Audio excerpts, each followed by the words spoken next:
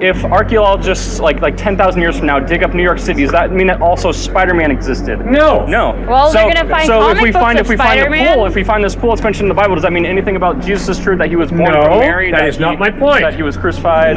You're attacking a straw man. You're doing a very good job. That was not my point. My point was not that because the pool of Bethesda is there, that all that Jesus is said to have done in the New Testament is true. That's not my point. You're saying my point is because exactly four tests. The archaeological evidence is the pool of Bethesda mentioned in John 5 has just recently been archaeologically found. So we have one. Give me another one. A pool of Bethesda.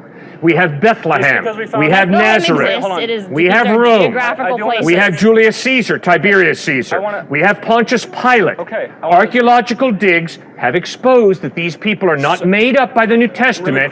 They're in the Roman record. I have just something I wanted to say specifically about if the Bible says that a certain archaeological site exists and we find it 1,000 years from now, then we are to assume that all the miracles that Jesus did and all those things are true. So if 1,000 years from now... No, sir. No, hold on. That is not my argument. Hold on. My argument is not that the miracles occurred. You got to be honest with me. My argument is the New Testament historically reliable? But things are on a claim by claim basis, because here's the problem: if archaeologists like 10,000 years from now dig up New York City, does that mean that also Spider-Man existed? No. Well, they're gonna find comic books of Spider-Man. If we find this pool that's mentioned in the Bible, does that mean anything about Jesus' truth, that he was born from Mary? That is not my point. That he was crucified. You're attacking a straw man. You're doing a very good job. That was not my point. My point was not that because the pool of Bethesda is there, that all that Jesus is said to have done in the New Testament is true. That's not my point. You're saying my point is because four tests. You take those four tests together. The historical evidence is the Gospels are reliable. So because you find this pool or any other archaeological site that also exists in the Bible, means that we are assuming that all of the New Testament is reliable and true. That is four tests. I had four tests. I gave you four tests. I said you take those four tests together. What do they determine? The historical reliability of the document, the New Testament. Who made up these tests? That's what I said. So no, hold on. Sorry. No, it's okay. So if we are to assume, so we find these archaeological sites, then that shows the historical accuracy of the entire New Testament, so we can assume the entire thing is true. No, the Gospels. Including the crucifixion of Jesus Christ, all the miracles he performed, etc. Crucifixion. So you're saying by finding all these archaeological sites, we can assume that Jesus was God and that he did all these things? No. Then the next step is you have to read the New Testament and ask yourself, does the historical evidence of the way he lived, taught, died, and rose from the dead point to his credibility, or does it not? That's what you have to do. So you're saying that the archaeological evidence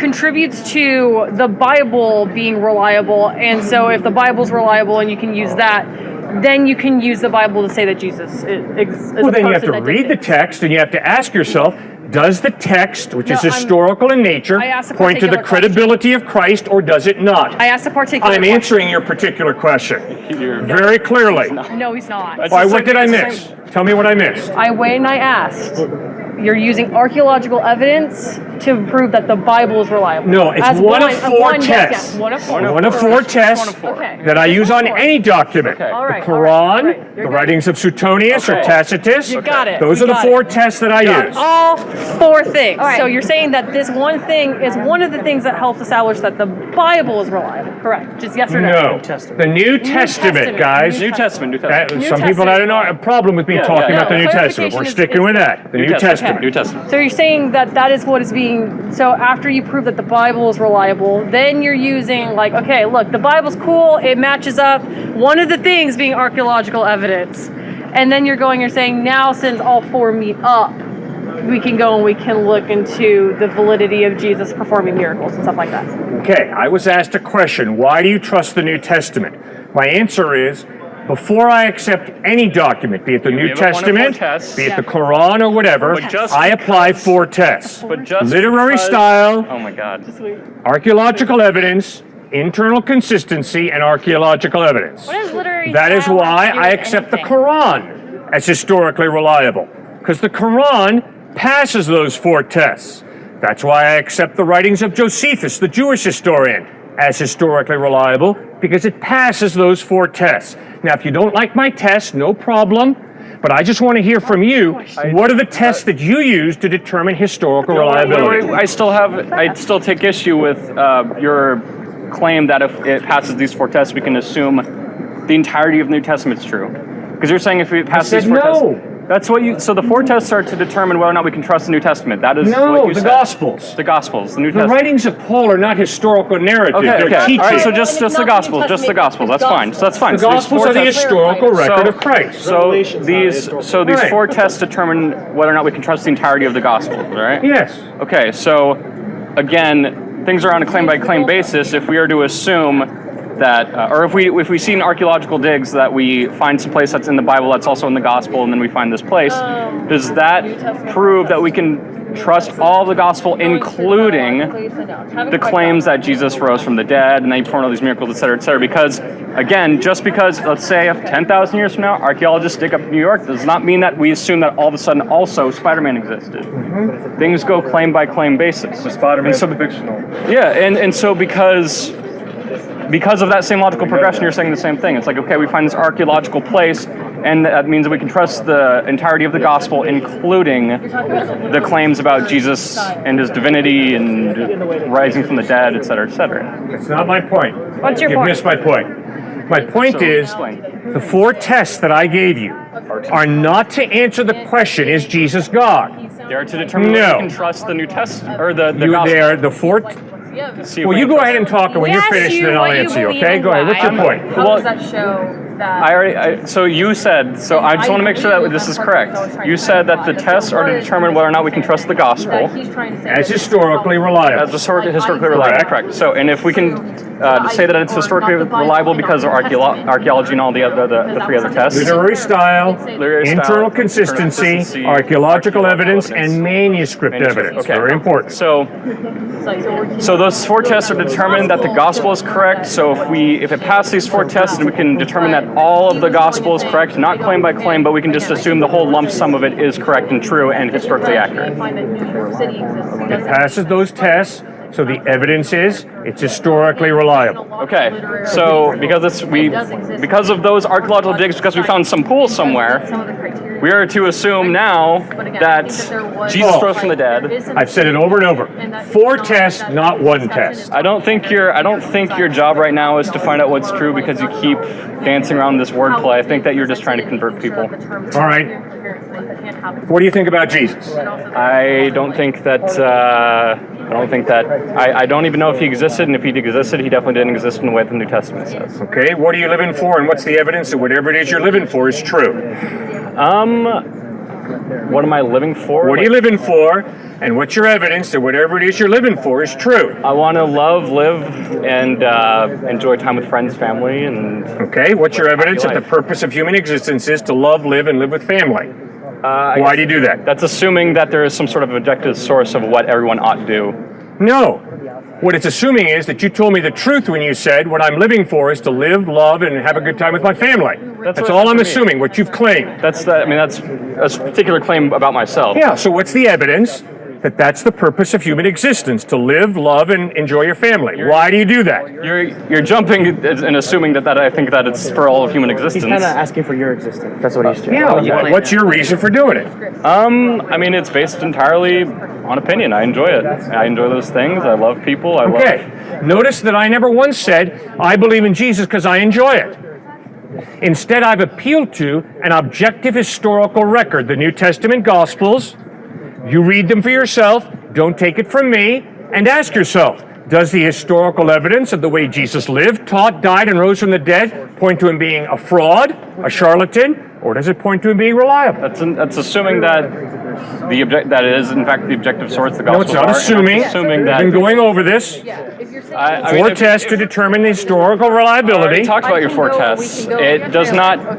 We can't just say because we found some pool somewhere that we can also include the divinity of Jesus Christ. Then you don't like my 4 tests. So please give me better tests that you use to determine historical reliability of any document.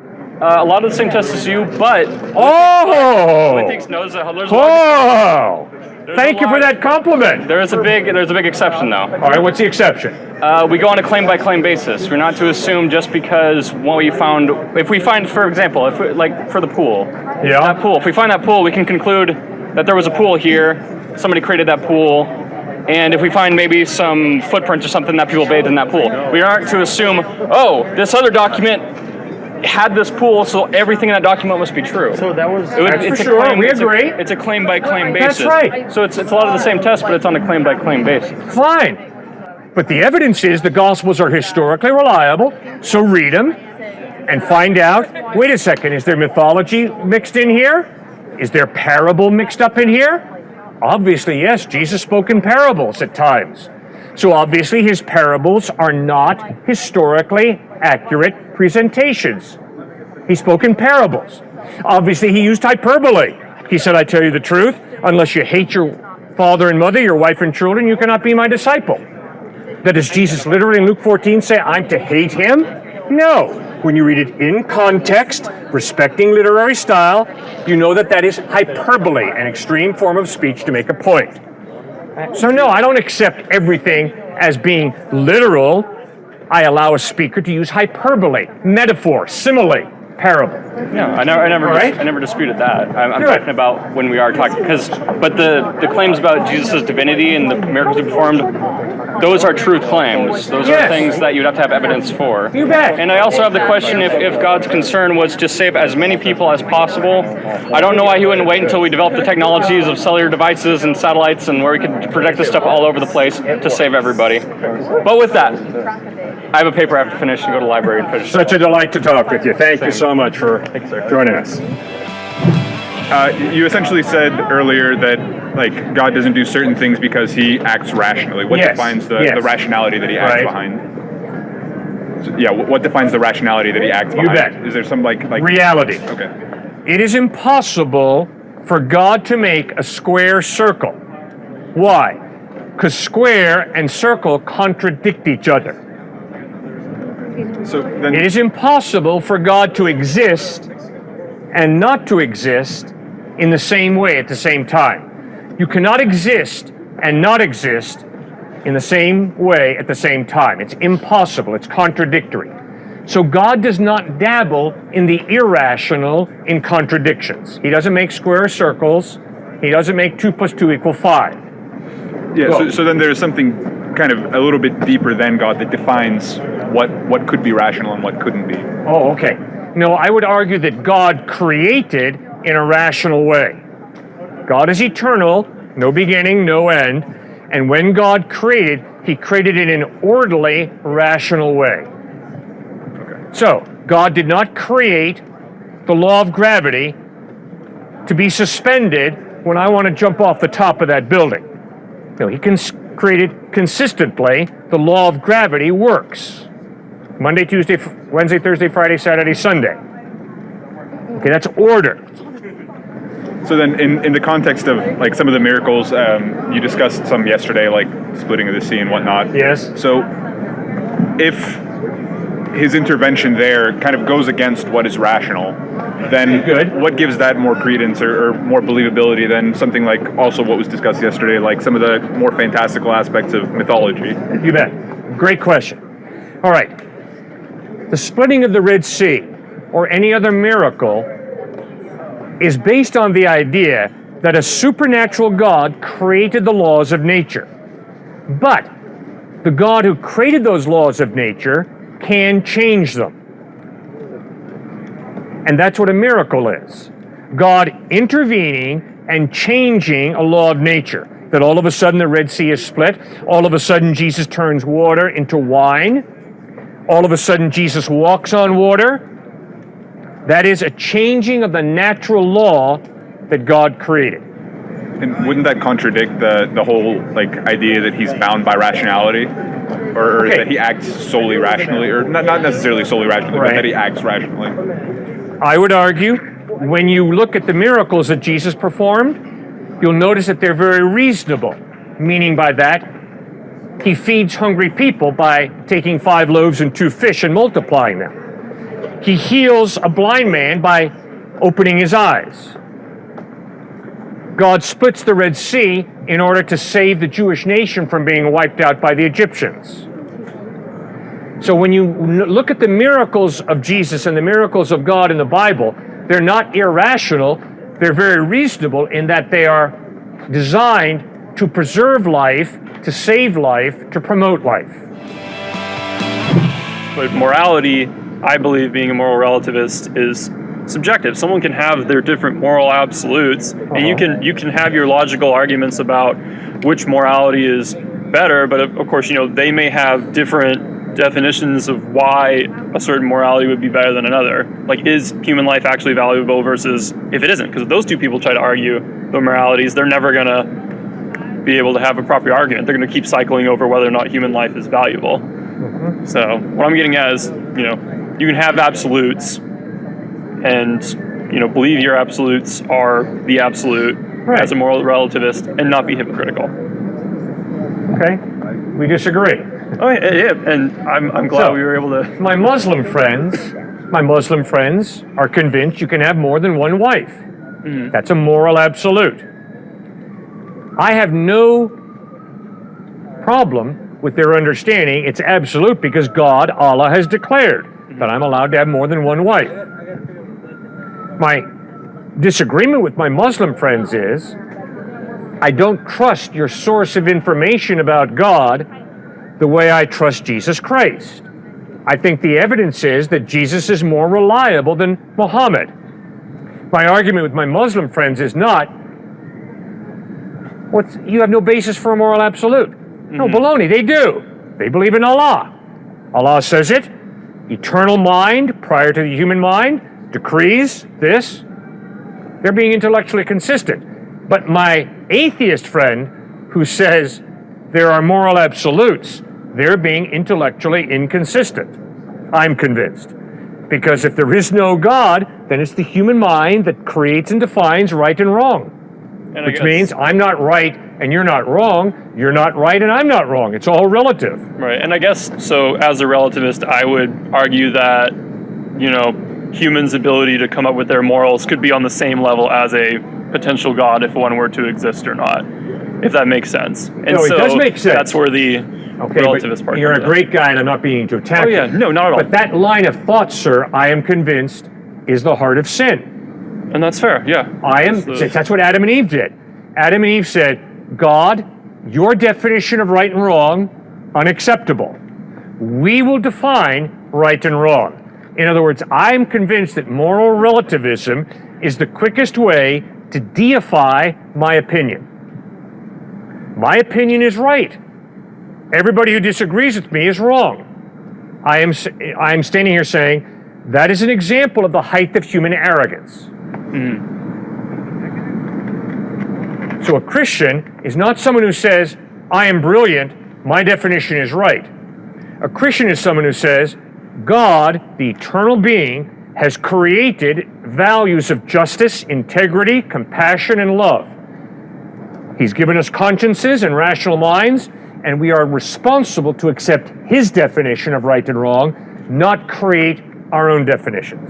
Right. I guess you're passing on the responsibility of the morals creation to an omnipotent being that may or may not exist, right? Whereas somebody who doesn't believe in a God, they're saying that their morality is coming from themselves. At the end of the day, there's still my morals, those are the right ones, those are the definite ones, versus yours are not. Now, y'all use a God to justify.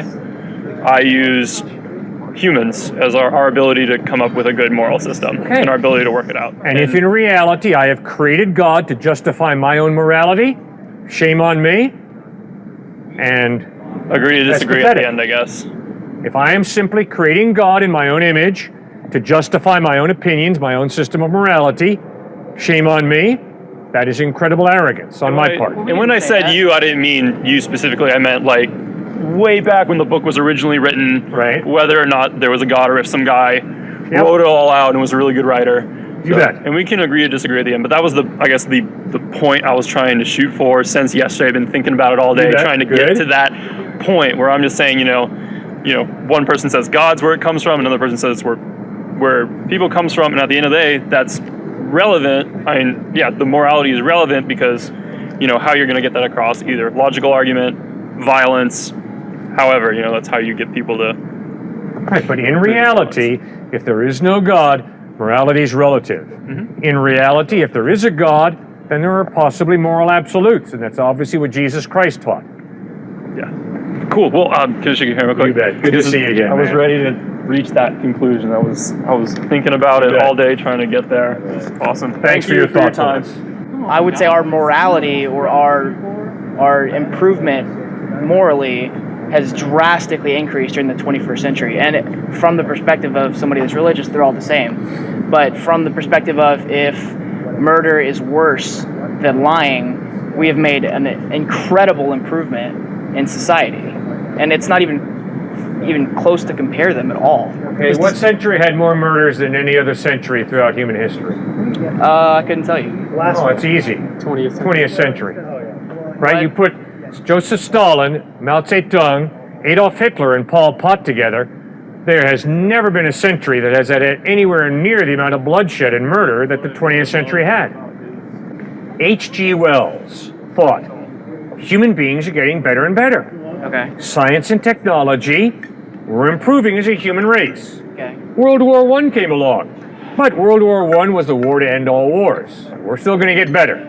But then World War II came along, and H.G. Wells, this brilliant humanist, saw the return of genocide, slaughtering Jews on a scale that was incredible. And he wrote a book called The Fate of Man. And in this book, H.G. Wells writes, "My faith in man is bankrupt because I have watched the most highly technological, highly scientific, highly educated nation of the world, Nazi Germany, destroy human life on a scale that is scary." See, that type of honesty I like. To argue that the human beings, we can get better on our own, yeah, we can go forward some, and then we slip back, and the 20th century, sir, was so much worse than the 19th, 18th, 17th, 15th, 16th centuries. It's incredible. So let's be honest. Human beings are good at times, and human beings are atrocious at other times. We're all mixed up kids. That's why we all need help. And that's what Jesus Christ offers. Forgiveness, moral strength to become better with His help than we can on our own. That's why a follower of Christ takes Jesus so seriously. Because when you observe life, you see, boy, this little kid is a treasure. And then you see the little kid whap another kid over the head. We are mixed up kids. I wrote down word for word what you said like a reporter. Yes. And put it in a book. Right? And it was 100% your word. Would you say it's 100% your word? Yes, if you were accurate, yes. Now, what if it was 90% accurate, 80% accurate? When do you say, no, that's not what I said? Because every time it got passed down through another person, through another king, they added in more and more stuff for greed, kind of more and more. Give me some of your money this month, or everybody act right, and this is gonna act like good. Where does that kind of go? Very good. Okay, now the Gospels of Matthew, Mark, Luke, and John were written in the first century by the eyewitnesses and by those who knew the eyewitnesses. And there were a lot of eyewitnesses who were still alive, which means there were people around who could say, no, sorry, Jesus did not say that. That's false. But like always in history, the winners always write, they always write the books. So the Romans kind of put it in there. Good point. All right, is that true that the winners always write the books? Like the losers aren't around to tell their story because they're dead. All right. What about the Jewish people who wrote about the Holocaust? Did the Jewish people win the Holocaust? Well, the Allies eventually won, but obviously the majority of Jews who got gassed, they didn't win nothing. So what's fascinating is to read about the first century Christians. Have you ever heard of the Roman Colosseum? Okay, what happened to Christians in the Roman Colosseum? Slaughtered, martyred. So when you study the first century, what you begin to realize is followers of Christ did not have power. They were being slaughtered. You ever hear of a guy named Emperor Nero of Rome? What did Nero do?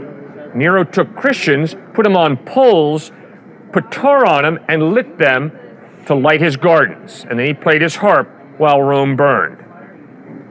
So this idea that Christians were in a position of power and therefore the Gospels are corrupted because the powerful people got their way. It's not true to history. How did Peter die? Nailed to a wooden cross, upside down. How did Paul die, the Apostle Paul? Beheaded by the Romans.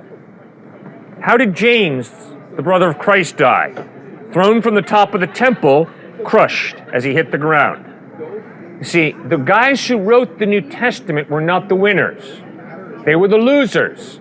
They all got martyred. And yet, even though they were martyred for their faith, they insisted, we saw Jesus, we heard him, we saw him risen from the dead, he is reliable. I mean, I don't know, my only issue is that, like, if you're a king, you're not going to allow that to happen. If the only reason for them to want to do that is like a human truth, all humans need to be motivated. They need to be comforted. They need to have a reason, a purpose, guidance. So for, like, yeah, I would allow that book to get to my people if I was king or King James or any of them too. Like, so I see why I got passed. I'm just asking you, like, it doesn't make sense. It's too perfect. Sir, the kings of that time were trying to squash Christianity. Now, in the 1600s, when King James hired Greek scholars and Hebrew scholars to translate the Hebrew Old Testament and the Greek New Testament into English, yes, he was in a position of power. But we don't go back to the King James Version to find out about Jesus. We go back to the Greek New Testament, which was written in the 1st century, to find out about Jesus. And the Christian church did not get politically powerful until about 320s, when Constantine, the Roman emperor, embraced Christianity. But that was not till the early 300s. In the 1st, 2nd, and 3rd century, Christians were slaughtered for their faith in Christ. So if all the important stuff happened when everybody was getting slaughtered and all that was happening, and then everything we look to now for like data happened, you know, whenever Christianity was coming up and getting all important and getting into government, I just don't see how you trust it. Okay, how about another one, the Holocaust? Yeah. Is God all-seeing? Is God all-seeing? Yes, God sees everything. Is God all good? Yes, God is all good. That's my dilemma. Like, how can God be all-seeing and be all good? Like, if he's all-seeing, he's not all good. And if he's all good, he's definitely not all-seeing. I mean, look around, like... Okay, very good question, very hard question. Is it possible that an all-powerful God chose to partially limit his power by giving you and me a free will? Is it possible for an all-powerful God to partially limit his power by giving you and me a free will? Is his power absolute? Yes, Then yeah. his power is absolute. But as God, he is more than capable of limiting his power by giving you and me a free will. So did he give up some of his power to give us free will, or did he limit his power? He limited his power. He didn't give it up. He's still all-powerful, and there will be a day of judgment when he holds us responsible for the wrong decisions we've made. But obviously he limited his power. It's real simple. Slap. Hey, Cliff, why did you slap your son Robert? Because God made me do it. That's a cop-out. God did not make me slap my son. God gave me a free will and a hand. I can love and respect my son, or I can hold back and slap him. And if I say to you, God made me slap my son, I'm a con artist, a charlatan, a liar, and a hypocrite. Does that make sense? You see, it's the whole issue of free will, sir. It's the whole issue of, are you a machine? Are you a computer? Or are you a human being with personhood, with a free will? And I would argue you're not a machine. I would argue you're a person with free will. Does that make sense? Yeah. I fear the unknown. I've never died. I'm going to die one day. Am I scared of that? Yes, sir, I am. Do I believe there's life after death? Yes, I do now. Why? Is it simply because I'm scared to die that I believe there's life after death? That would be pretty weak intellectually. That's pretty selfish. Like, okay, good. So we'll take both of those. Weak intellectually and pretty selfish to believe there's life after death just because I'm scared to die. Okay. Now, when I'm confronted by the historical Jesus of Nazareth, I'm confronted by an historical person who said, believe in me and I will give you eternal life. So what? A lot of crazy people talk like that. But the difference with Jesus is he died, was buried, 3 days later, he rose from the dead, and over a period of 40 days, he appeared to over 500 people who saw him risen from the dead.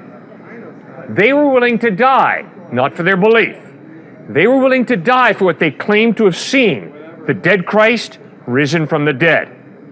So there is historical evidence that there's life after death. It is the historical resurrection of Jesus Christ.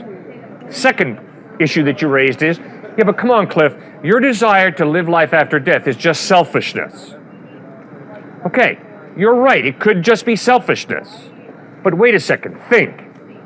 Why don't you go out and play in traffic on I-35? Is it just because you're selfish? No. I would argue you don't go out and play in traffic on I-35 because you affirm the value of your life. And that is good. If you go out and play in traffic on I-35, you are not affirming the value of your life. You're saying, it's just cool to get smashed and run over by a car or a truck.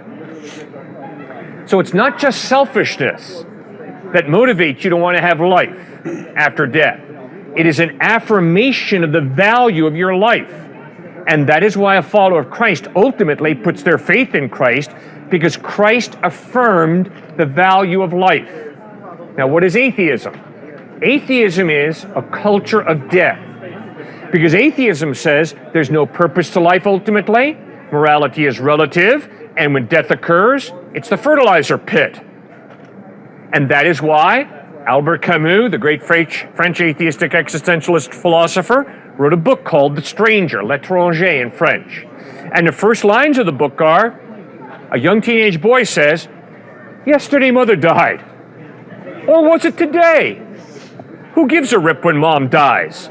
Death simply ends the absurdity that birth began. See, that's a culture of death, and I respect Camus, because he's taking his atheism seriously. He's taking it to its logical conclusion. If there is no God, my birth is an accident, my death is an accident, there's no life after death, and guess what lies between those two accidents called my birth and my death? Another accident called my life. And that's why he says, yesterday mother died. Or was it today? Who gives a rip when mom died? Life is an accident, it's absurd, and death simply ends the absurdity that birth began. You see how logically consistent Camus is? That's why, if you think about it, atheism is a culture of death, if you think rationally. Jesus Christ contradicts that culture of death and says, no, God created you to live and to affirm the value of your life, and he offers you life after death, eternal life, when you put your faith in him. Does that make any sense? Yeah. It's just humans are so good at doing these mental gymnastics. I mean, even in psychology, you can experience something. I mean, you can watch the same movie and then come out of it and see two totally different movies. Yes. And like culturally, that has a big effect on you too. Like, if you were somewhere else, you would have been raised growing up believing, you go kill yourself for the cause and you get 21 virgins in heaven, and you think that's right, and you go do it and praise Allah, blah blah, and you think it's all good like that. But over here, you from America? You born here? Yep. New York City, the Big Apple. Yeah, Christianity, the white man's religion, all that stuff. Absolutism is wrong, and everybody is experiencing a different version of reality, and we can't label things. I mean, we can label things as objectively like, okay, violence, bad. Sexism, probably bad. Like anything like that where people are being marginalized, probably bad. Okay, so there are a couple of basic things that's almost not worth mentioning, because everyone who is like at a level to be having discussion needs to sort of understand that, and they probably already do. So having understood that there is things that are like, okay, let's not do that because society can't function if people are going and doing things which are accepted as bad, then all of that aside, people's beliefs and stuff, whatever, shouldn't be I don't know. They shouldn't be ranked. They but just shouldn't please be elitism. honest enough to acknowledge you are being exclusivistic, you are being imperialistic, you are being colonialistic, because you're saying the truth is that all cultures are relative.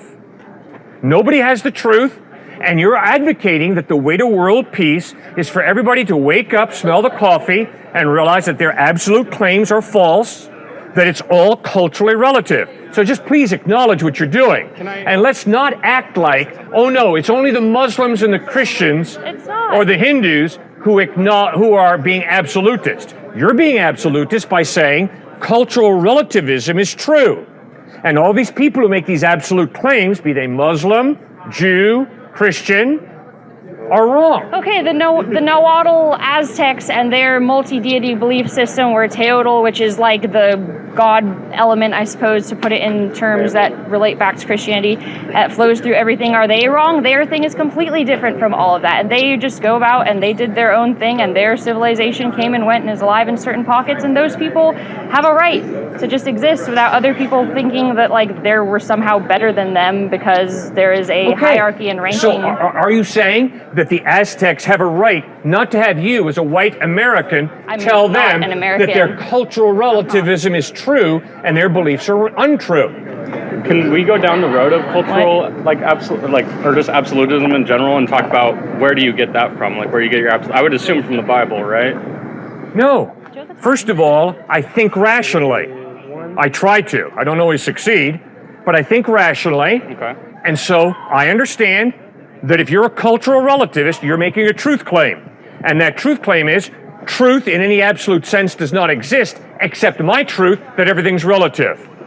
So you see, cultural relativism is self-refuting. I'm asking. It's contradicting itself. I'm asking you if your viewpoint comes from a point of like absolutism. Where do you get your absolutes from? I'm saying everybody who makes a truth claim is making an absolute. You're making a truth claim. He's making a truth claim. That's right, and you're making a truth claim. That's correct. We all make truth claims. So let's not act like some of us are exclusivistic and imperialistic and colonialistic, and others of us are just open-minded. That's baloney. If you're a cultural relativist, you are contradicting the vast majority of humanity, who believe that there is one God, or many gods, or no God. And you're saying, guess what, bud? It doesn't matter. It's all relative. So that's quite a claim you're making. But how is that refuting them? Just realize you're making quite a claim. Is it? Is it absolute? I mean, you're saying it's self-refuting in the sense that like you have to have some sort of like absolute foundation in order to believe in cultural relativism. Is what you're saying? No, I'm not right? saying that. I'm simply saying if you're going to stand out here and maintain cultural relativism, you're making a truth claim. Which is you're saying the Muslims are not absolutely right, the Christians are not absolutely right, the Marxists are not absolutely right, the nihilists are not absolutely right. It's all relative, which means you all just create it in your head. That's what you're saying. Fine, I respect your right to say that, but intellectually, I argue you're a hypocrite if what you're going to insist is, but I'm not imperialistic, I'm not colonialistic. When I go to Aztecs or Muslims or Christians and tell them, you're wrong, cultural relativism is right. But now, I'm you can not do telling that. anyone that they're wrong. I'm just saying, why can't they all exist in a non-ranked system? Why can't they cultural all... relativist is saying the absolutist, be they Muslim, Jew, Christian, is wrong. There's no absolute truth. He's making a claim of why they can't exist together. He's not making a claim of... Why does it have to be a hierarchical, Followers of this Christ, belief is wrong, when they follow Christ, have no option but to respect atheists, Muslims, Jews, cultural relativists. If I'm going to follow Jesus, I have no option but to respect cultural relativism. I feel like you need to define your terms because you keep using that word. Okay, what don't you understand? Cultural relativism. The cultural relativism as you understand let me define it. Cultural relativism means your culture defines your reality a particular way, and you buy into it. Like, I don't buy into this, and this is the culture that I'm surrounded by. I want to play devil's advocate for just 1 second. No. Let's not play devil's advocate. Let's be sincere. What do you believe? No, I just want to say, if we go down the logical chain of like, let's say we are cultural relativists, yes. or let's say like even more broadly that all beliefs are. It's different from person to person, so there's no like objective source of like belief. And I would assume you would say from that is like, well, that means that you can't tell somebody that they can't kill, or that means that they can't tell somebody to do horrible things, whatever. I would assume. I don't want don't like straw man, but Tell me what you believe. Well, I'm just asking if that's correct. No, it's not correct. So just tell me what you believe, and I'll respond to what you believe. I'm trying to go down like this logical progression. What's the logical progression? It was let's assume that more broadly, like getting out of like specifically like in culture. Let's just talk relativism, just in general in terms of like morality. What is the problem if we? I would assume that the problem you have with relativism is if somebody says that everybody's beliefs, what they should ought not do, it's all just based on opinion. And I would assume your problem with that would be, well, then you can't tell somebody that murder is wrong or something like that. Is that correct? Please don't assume anything. State your position, and I'm going to respond to you. But please state your position, and I'll respond. Go ahead. He's asking you a question and asking you to give your... No. He's setting up a scenario and then asking me to jump in the scenario. And I'm asking you, make your statement. I'm not trying to get you in a gotcha. No, it's okay. Because I use the term, I'm an elitist in my ideas, but I'm an egalitarian when it comes to the worth of each person. Yeah. There's ideas out there that are really bad. In this country, we've realized that theocracies, they get a little messy after a while. So we have this idea of separation of church and state. We have the idea of free speech, that we want to protect that. We want to have these ideas. But I was arguing with this young lady that nihilism as an idea lived out is horrible. It's a bad idea when you take it to its logical conclusion. Talking about nihilism? Nihilism. Thank you, yeah. I mean, I'm not a nihilist, but... Right, good, thank you. I'm glad you're not. So what do you believe, and why? What do I believe in what context? Like terms of morality? In terms What do you believe about Jesus Christ, and why do you believe that? I don't believe that the Bible is true. Okay, why? Because I think that there is demonstrable evidence, and the fact that shows that it is not true. Give me one piece of evidence that the Bible's not true. No, I'm not. It's not what I'm saying. I'm saying that. What do you mean you said you don't trust the Bible? There's a difference. And it's demonstrably false. There's a difference between me making a claim, showing it's true, and you making a claim and not living up to your. Well, what's the claim I've made with you? That the Bible's true, right? And when did I say that to you? Because you're a Christian, right? So you believe the Bible's so true. what? So lots of Christians believe lots of different things. It's your evidence that you have to bring forward because you're saying, hey, X exists or X is true. Show me. Cliff, why do you think the Bible's reliable? Why do you think the Bible's reliable? Thank you for raising that excellent question. I am convinced that the New Testament is reliable. Only the New Testament. Just the New Testament. Why? Because if you negate Why? Because I'm out here talking about Jesus Christ, and you read about Jesus in the New Testament. You don't read about him in the Old Testament. Didn't he say that he didn't come to abolish the law, but fulfill it? Oh, very good. We'll get to that. But we first have to establish his credibility. And his credibility is put forth beautifully in the New Testament. So the question right now is, why would I trust the New Testament to give me accurate information about Jesus? Yeah. Because I have tests that I use on any document that claims to be historical. My tests are 4 in number. If you don't like my tests, no problem. I just want to hear your tests of how you decide whether a document's historically reliable or not. So my 4 tests are literary style, literary genre, archaeological evidence, manuscript evidence, and internal consistency. And when you take those 4 tests and apply them to the New Testament, they pass with flying colors. So I'm convinced you can get an accurate historical picture of Jesus by reading the New Testament.